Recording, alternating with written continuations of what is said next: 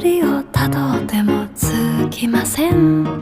森の小さなレストラン、空っぽのポケットをまっさぐって忘れた人からたどり着く。